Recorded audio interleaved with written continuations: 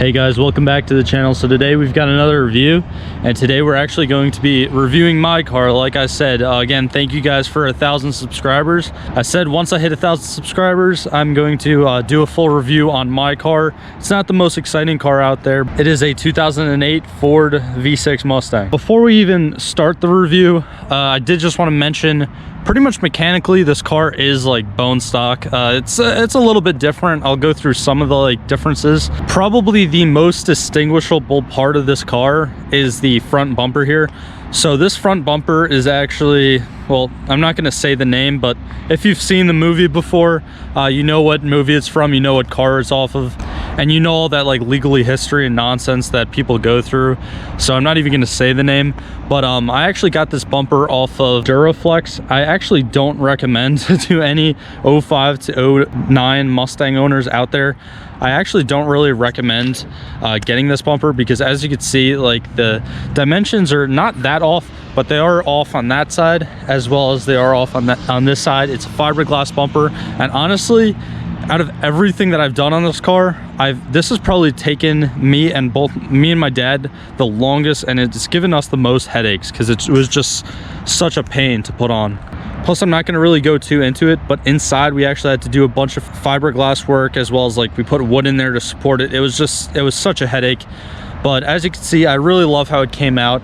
Now, this car is actually in the alloy factory paint color, and it is a V6 premium, so it does have the bigger wheels. It doesn't have 17 inches. It actually has 18-inch wheels from factory, and the wheels are actually wrapped right now in Kumho all-season tires. They're 235s by 50s. As I walk around the back, it's not just, I guess, a bone stock V6. I did do some aesthetic things to it. I actually bought this car in August 4th, 2017, and this is actually my first car. Now, a lot of people are like, well, why the hell do you buy a V6? Why don't you just go for the GT? Well, there's multiple reasons why. The first one is my parents are actually paying my insurance, and my dad blatantly told me, he was like, no V8s and no convertibles. Those were the rules that I got, so I was like, okay, fine.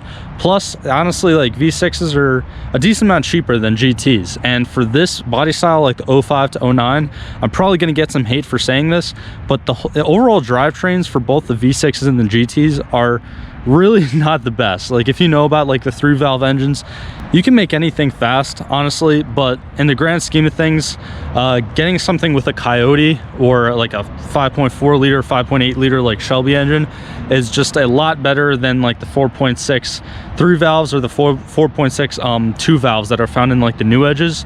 Now, mind you, that being said, I'm not saying the this year's GTs are completely slow. They're obviously faster than my car, so I can't really say that.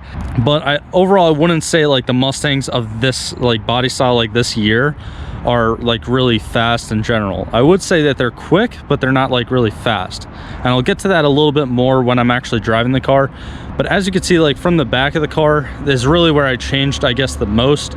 Now, this is the California Special / GT500 rear bumper. I've actually made a video on this on the channel. I'll probably link it up top right now, as well as you can see the dual exhaust coming out of there. The only reason why I got the bumper was because I actually got an entire catback exhaust system.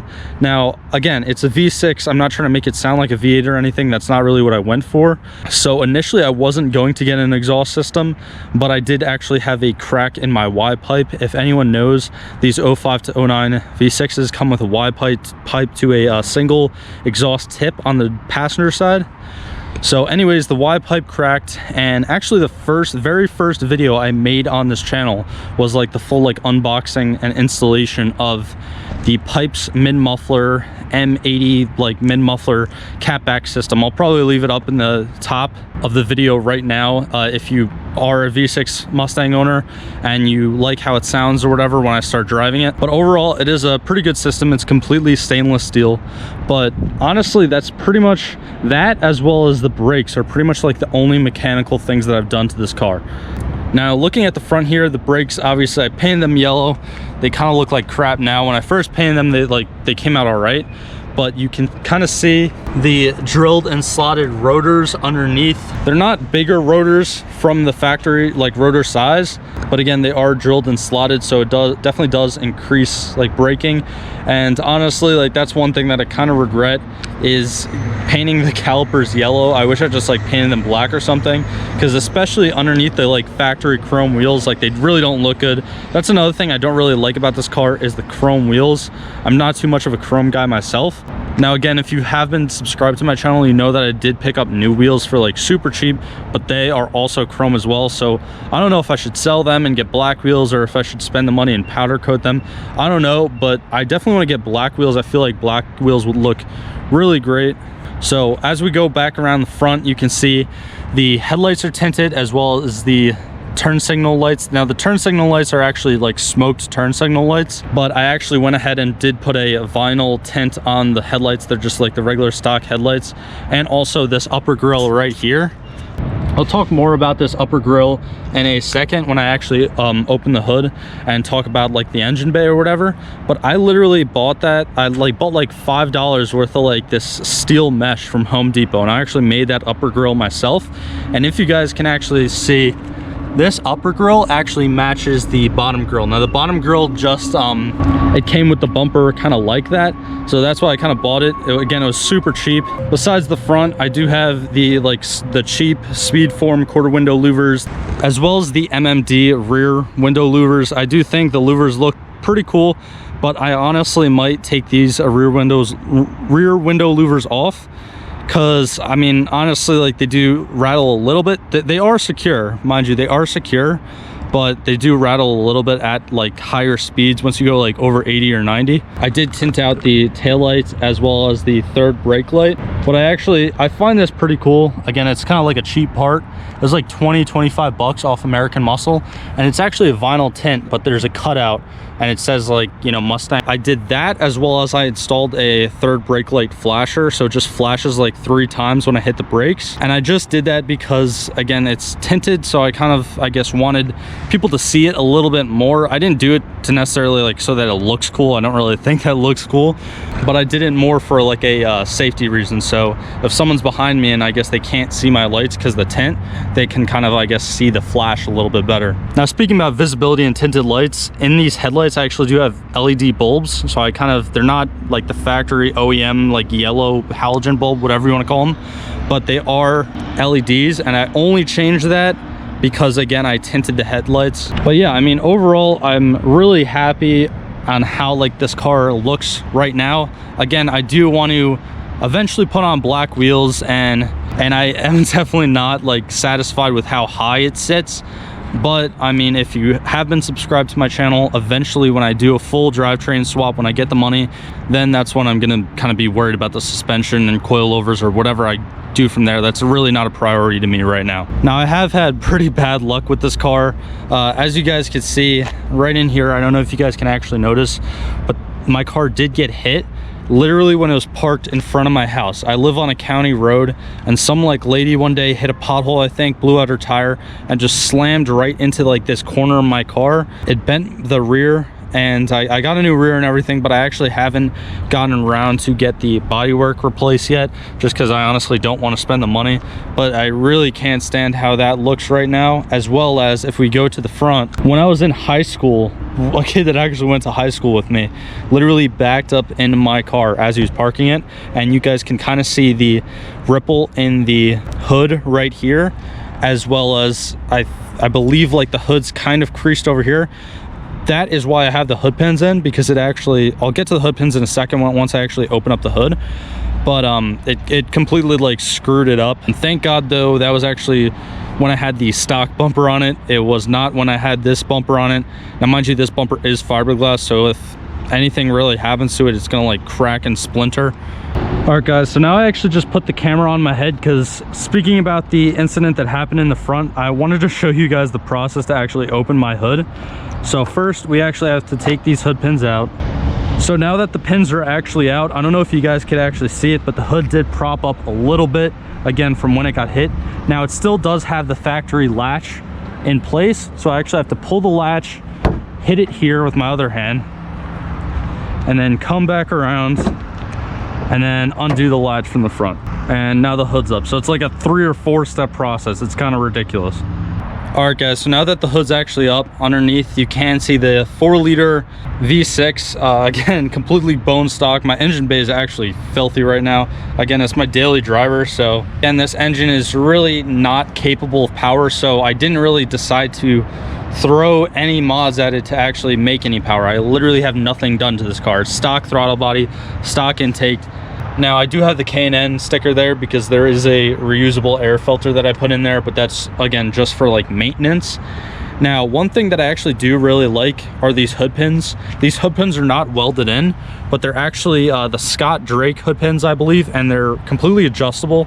I did have to drill through my hood, as you can see, but they're actually completely adjustable, so they're perfect for my scenario because again, I just wanted hood pins to kind of like latch the hood down in place, so it was a little bit more flush with the fenders like on the side or whatever. But anyways, talking about the engine now, so this engine actually only delivers 240 foot-pounds of torque at 3,500 RPMs and 210 horsepower at 5,300 RPMs. And it does deliver that power through a 5-speed manual transmission.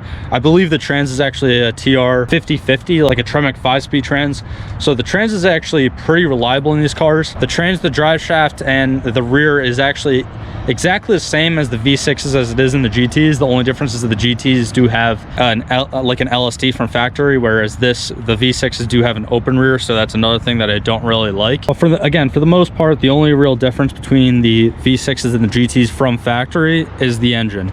This engine is really not good, but it is somewhat reliable, and I say somewhat because I have ran into some problems. I had to replace the thermostat housing unit because it was like plastic and it's like glued together from factory, and it just exploded on me one day, which was not fun. But I do have one in there now that's aluminum, and it's like fully like just like one piece, which is a lot more secure. But for the most part, knock on wood, I haven't had really any major problems with this car.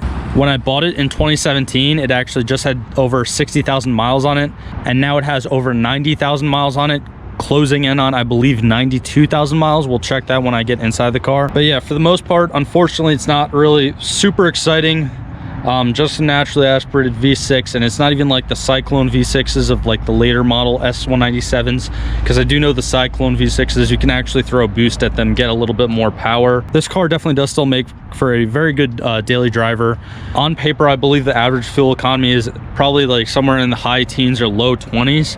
I would definitely say I probably get like around 15 to 16 miles per gallon just daily driving this and just going easy. So yeah, even though this car definitely doesn't make a lot of power at all, it is still a Mustang. It's still light in the back, plus it's stick too, so I could just easily do a burnout or a donut, like, even though it's a one-wheel peel. Yeah, that's what I think makes this car still a lot of fun. Now, another thing I really like about this car is actually the interior. So now I'm actually sitting in the driver's seat, and for the most part, everything is just very simplistic on this car, which a lot of people don't like. A lot of people think that these interiors have aged very poorly, which I guess they have if you compare them to modern cars.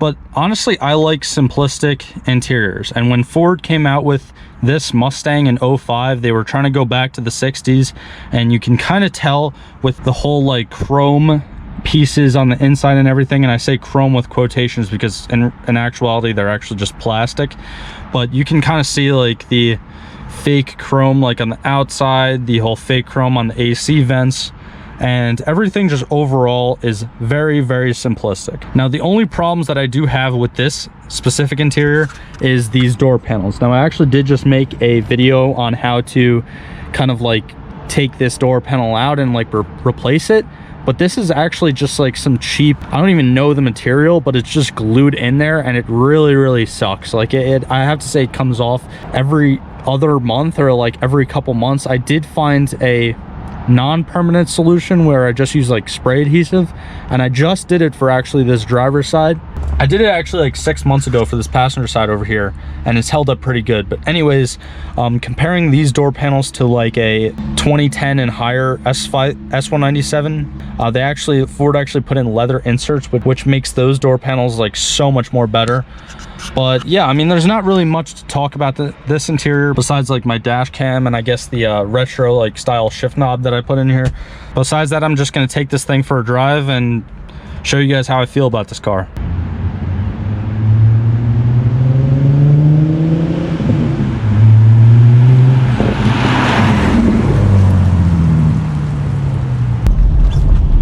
Alright guys, so now I'm actually driving my car, and I don't know if you guys could tell before, but the car's definitely dirty because it just like rained a little bit, so the road is slippery, plus there's like leaves and crap down because it's October. So I'm not gonna like go like really too crazy. I'm just gonna kind of like just cruise through this park. But one thing I really like about this car, besides the fact that it's stick, for some reason you get a lot of feeling in this car for something that doesn't have like coilovers. It's just on like stock suspension, which by the way I did change, I believe, the front suspension last year, so it's not like complete, like it doesn't have like 90,000 miles on it, pretty much what I'm trying to say. But it does.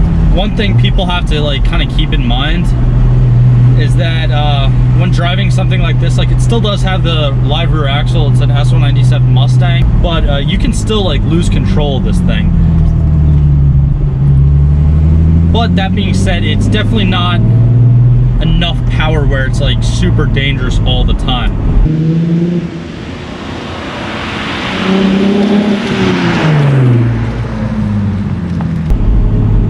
But I mean, I don't know where you guys are from or whatever, but I personally live in New Jersey, so we have really hot summers and really cold winters. So there's been a couple times when I've been driving this thing and it starts to like flurry a little bit and some snow starts to come down, and it starts to fishtail, and for the most part all you have to do is really just like let off. But there's also some other scenarios where it's actually like best to like drive through it, I guess you could say. This car brakes really well now with the upgraded rotors. I forgot to actually mention the name of the brake kit that I got for this car. So it's basically the drilled and slotted rotors plus carbon ceramic brake pads, and it works with the OEM calipers, and I believe it's called Power Stop Z23 or Z24. I said it in my one other video where I was doing like the POV driving my car through a park. But yeah, they work phenomenal. The steering in this car is very tight, and actually, as I'm driving it right now, it has 91,704 miles on it.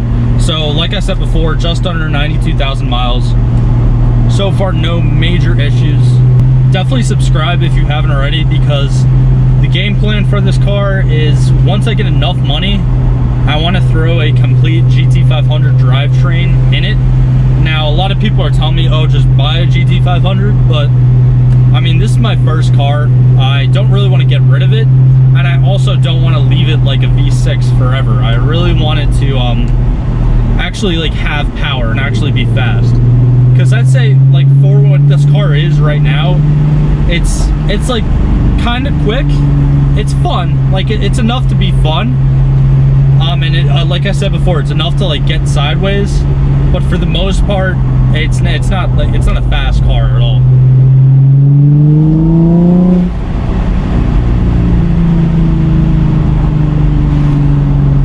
But I guess you can kind of compare this car to a more modern, like a BRZ or GT86 or the Scion FRS.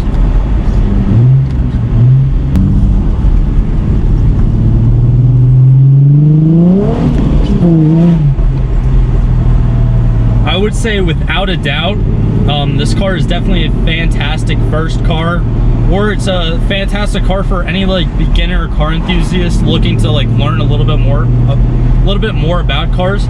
You are probably gonna get screwed with by like a bunch of people just like talking to you, calling, oh, like, oh, it's a V6, it sucks, which, I mean, at the end of the day, you really can't worry about what other people think, because if you worry about what other people think, you're not gonna do anything in life.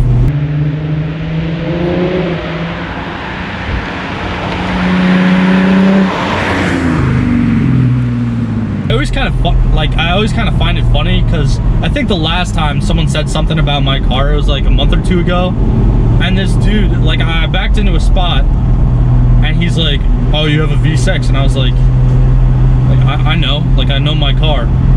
And then he walked over to his car and it was like a 2004 like Corolla, and I was like, and it wasn't even like a show car where it had like nice wheels on it or anything. Like, it was like a stock ass Corolla. I was like, bro, what are you talking about? But I mean, I do guess I understand why some people are like that, because there definitely are some V6 Mustang or V6 Camaro, V6 Challenger or Charger owners that think that just because they have a Mustang, Camaro, Challenger, or Charger that their car's fast, which obviously is not the case. So there definitely is some V6 owners that make that stereotype, but there's a lot of just true car enthusiasts who like the car. Or, again, like I said before, my dad gave me no option. He was like, listen, I'm paying your insurance, I'm paying your gas, you're getting a V6, like, and I was like, okay. And I mean, I bought this car with my own money, my own savings. Back in 2017, when I got like 60 something thousand miles on it, it cost me just under $8,000. It was 7,800. But I mean, for 7,800, this has been a fantastic car. And also too, again, you do get like the looks of a Mustang. I grew up, and it's actually kind of interesting. I might include it in the video, but when I was 5 years old, I'm 20 now. I was born in 2000, so I'm 20 now. But when I was actually 5 years old, I believe me and my dad went to the New York Auto Show, and there's a picture of me when I'm like 5 or 6 years old, sitting in the front seat of a 2005 Mustang when they like first kind of like introduced it, or like one of like the first years they started making it. And again, everyone's going crazy because this body style really brought it back to like that 60s, and now we're seeing a lot more companies kind of go back to like making their newer cars look more retro, like we actually just saw with the 400Z from Nissan. So yeah, I've definitely like loved this body style Mustang for most of my life, really. And then once I actually started getting into cars, I realized that both the V6s and the V8s from this like body style aren't really like that crazy. Besides the GT500s, of course. But the GTs and the V6s aren't really like crazy when it comes to power, but they still are fantastic cars in my opinion. So anyways, guys, I hope you guys enjoyed this review today. Again, thank you so much for 1,000 subscribers. I'll definitely be doing more content with my car in the future, but I'm going to continue to put out a bunch of other like cool car reviews. I know not a lot of people might be interested in this car. And subscribe if you haven't already. Be sure to leave a like on this video if it was informative at all. But like always, guys, thank you for all the support, and I'll see you guys in the next one.